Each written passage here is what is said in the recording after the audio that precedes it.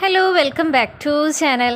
അപ്പോൾ ഇന്ന് നമ്മളൊരു കോഡ് സെറ്റാണ് കേട്ടോ ചെയ്യുന്നത്. അപ്പോൾ ഇത് ചെയ്യാനായിട്ട് ഞാൻ ടോപ്പിനായിട്ട് ഈ ഒരു മെറ്റീരിയലാണ് എടുത്തിരിക്കുന്നത്. ഇതിൽ നല്ല ഫ്ലവേഴ്സ് വരുന്നൊരു പാറ്റേൺ ആണ് കേട്ടോ. അതിൻ്റെ കൂടെ തന്നെ വരുന്നതാണ് പാൻറ്റിൻ്റെ മെറ്റീരിയൽ. സിക്സാഗ് ലൈൻസ് വരുന്നൊരു മെറ്റീരിയലാണ്. അതുപോലെ തന്നെ ഇത് ചെയ്തെടുക്കാനായിട്ട് ഞാൻ കോട്ടൻ്റെ ലൈനിങ് ആണ് കേട്ടോ എടുത്തിരിക്കണേ. അപ്പോൾ നമുക്കിതിൻ്റെ കട്ടിങ്ങിലേക്ക് കിടക്കാം. ആദ്യമേ തന്നെ നമുക്ക് ലൈനിങ് മെറ്റീരിയൽ കട്ട് ചെയ്യാം. അതിനായിട്ട് ഞാൻ ലൈനിങ് മെറ്റീരിയൽ 4ആയിട്ട് മടക്കി ടേബിളിൽ വിരിച്ചിട്ടിട്ടുണ്ട്. അപ്പോൾ നമ്മളിവിടെ 4ആയിട്ട് മടക്കിയിട്ടു. ഇനി അടുത്തതായിട്ട് ഞാൻ ആ ഒരു മുകൾ വശം ഒന്ന് സ്ട്രെയിറ്റ് ലൈൻ വരച്ചു കൊടുക്കുന്നുണ്ട് കേട്ടോ. അപ്പോൾ ഒന്ന് ലെവൽ ചെയ്ത് ഒരു സ്ട്രെയിറ്റ് ലൈൻ വരച്ചു കൊടുത്തു. അത് കഴിഞ്ഞാൽ നമുക്ക് ഷോൾഡർ മാർക്ക് ചെയ്ത് കൊടുക്കാം. അപ്പോൾ സാധാരണയായിട്ട് ഞാൻ 6.5 ഇഞ്ചാണ് ഷോൾഡർ കൊടുക്കാറ്. ഇതിപ്പോൾ നമ്മൾ കോളർ കുർത്തിയാണ് ചെയ്യണത്. അതുകൊണ്ട് തന്നെ ഒരു 1/2 ഇഞ്ചും കൂടി കൂട്ടിയിട്ട് ഞാൻ ഒരു 7 ഇഞ്ചാണ് ഷോൾഡർ മാർക്ക് ചെയ്ത് കൊടുക്കുന്നത്. അപ്പോൾ 7 ഇഞ്ച് ഞാൻ ഷോൾഡർ മാർക്ക് ചെയ്തിട്ടുണ്ട്.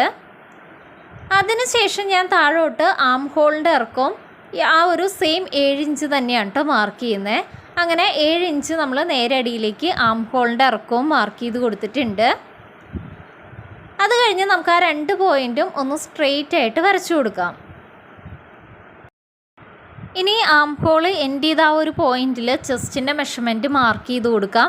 അപ്പോൾ ഞാൻ അവിടെ 9.25 ഇഞ്ചും 1.5 ഇഞ്ച് തയ്യൽ തുമ്പുമാണ് ചെസ്റ്റിൻ്റെ മെഷർമെൻറ്റ് മാർക്ക് ചെയ്യണേ. അത് കഴിഞ്ഞ് ഞാൻ വേസ്റ്റിൻ്റെ ലെങ്ത്ത് മാർക്ക് ചെയ്യുന്നുണ്ട്. അപ്പോൾ ഞാനിവിടെ തയ്യൽ തുമ്പും ആഡ് ചെയ്തിട്ട് വേസ്റ്റിൻ്റെ ലെങ്ത്ത് 14 ഇഞ്ചാണ് കേട്ടോ മാർക്ക് ചെയ്യണേ. അതുപോലെ തന്നെ ഇത് സ്ലിറ്റഡ് ടോപ്പാണ് ഞാൻ ചെയ്യുന്നത്. അപ്പോൾ ഷോൾഡർ മുതൽ നേരെ അടിയിലേക്ക് ആ ഒരു സ്ലിറ്റ് ഓപ്പണിങ്ങിൻ്റെ അവിടെ ഞാൻ 20 ഇഞ്ചാണ് മാർക്ക് ചെയ്ത് കൊടുക്കണേ. അപ്പോൾ ഇതും തയ്യൽ തുമ്പും കൂടി ആഡ് ചെയ്തിട്ടുള്ള മെഷർമെൻ്റ് ആണ് കേട്ടോ.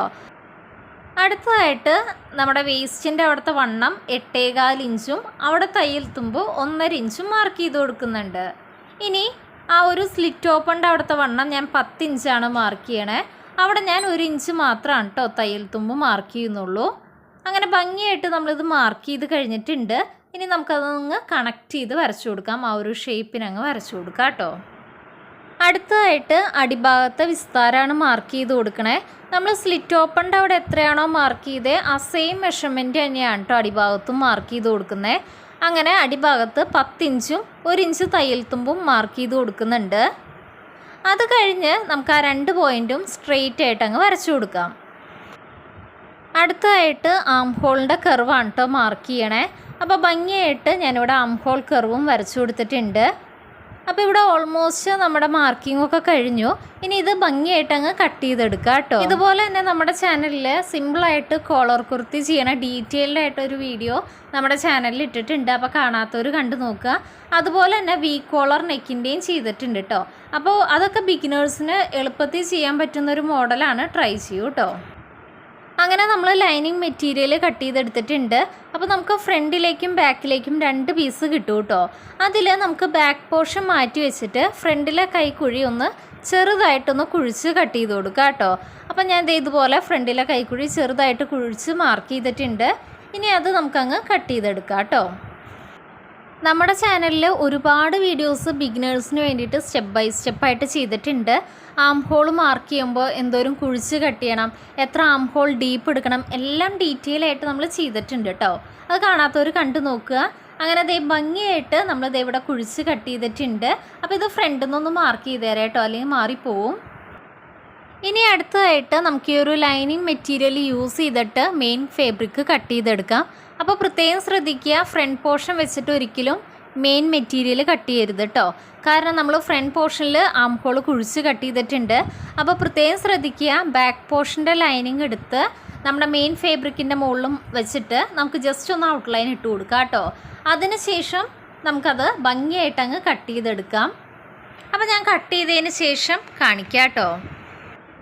അങ്ങനെ ഭംഗിയായിട്ട് നമ്മൾ മെയിൻ ഫാബ്രിക്കും കട്ട് ചെയ്തെടുത്തിട്ടുണ്ട്. ഫ്രണ്ടിലേക്കും ബാക്കിലേക്കും 2 പീസ് നമ്മൾ കട്ട് ചെയ്തെടുത്തു കേട്ടോ. അപ്പോൾ നമുക്കിനി ഇത് മാറ്റി വയ്ക്കാം. ഇനി അടുത്തതായിട്ട് നമുക്ക് സ്ലീവ്സ് കട്ട് ചെയ്തെടുക്കാം. സ്ലീവ്സ് കട്ട് ചെയ്യാനായിട്ട് ഞാൻ മെയിൻ ഫാബ്രിക്കിൽ ബാക്കി വന്ന മെറ്റീരിയലാണ് എടുക്കണേ. അപ്പോൾ സ്ലീവ്സിന് ഞാനിവിടെ ലൈനിങ് കൊടുക്കുന്നില്ല കേട്ടോ. ആദ്യമേ തന്നെ ഞാൻ ആ ഒരു സൈഡിലായിട്ട് ഒരു സ്ട്രെയിറ്റ് ലൈൻ ഒന്ന് ലെവൽ ചെയ്ത് വരച്ചിട്ടുണ്ട്. ഇനി അടുത്തതായിട്ട് നമുക്ക് സ്ലീവിൻ്റെ ലെങ്ത്ത് മാർക്ക് ചെയ്ത് കൊടുക്കാം. അപ്പോൾ നിങ്ങൾക്ക് എത്രയാണോ ലെങ്ത്ത് വേണ്ടേ അതിൻ്റെ കൂടെ 1.5 ഇഞ്ച് തയ്യൽ തുമ്പും കൂടി മാർക്ക് ചെയ്ത് കൊടുക്കുക കേട്ടോ. അപ്പോൾ എനിക്ക് കിട്ടാവുന്ന മാക്സിമം ലെങ്ത്ത് ഞാൻ എടുത്തു കൊടുക്കുന്നുണ്ട്. ഓൾമോസ്റ്റ് 13 ഇഞ്ച് ലെങ്ത്ത് കിട്ടുന്നുണ്ട് കേട്ടോ. അപ്പോൾ ആ ഒരു 13 ഇഞ്ചിൻ്റെ അവിടെ ഞാൻ ഒന്ന് മാർക്ക് ചെയ്തിട്ട് ഒന്ന് സ്ട്രെയിറ്റ് ലൈൻ വരയ്ക്കുന്നുണ്ട്. ഇനി അടുത്തതായിട്ട് ആ ഒരു സ്ട്രെയിറ്റ് ലൈനിൽ ഞാനൊരു 8 ഇഞ്ച് മാർക്ക് ചെയ്യുന്നുണ്ട് കേട്ടോ. അപ്പോൾ മുകളിൽ നിന്ന് താഴേക്ക് 8 ഇഞ്ച് മാർക്ക് ചെയ്തു. അതിനുശേഷം ആ ഒരു 8 ഇഞ്ച് മാർക്ക് ചെയ്ത് ആ ഒരു പോയിന്റിൽ നിന്ന് സൈഡിലേക്കായിട്ട് 3 ഇഞ്ച് മാർക്ക് ചെയ്യുന്നുണ്ട്. അങ്ങനെ 3 ഇഞ്ച് ഞാൻ സൈഡിലേക്കൊരു സ്ട്രെയിറ്റ് ലൈൻ മാർക്ക് ചെയ്ത് കൊടുത്തു.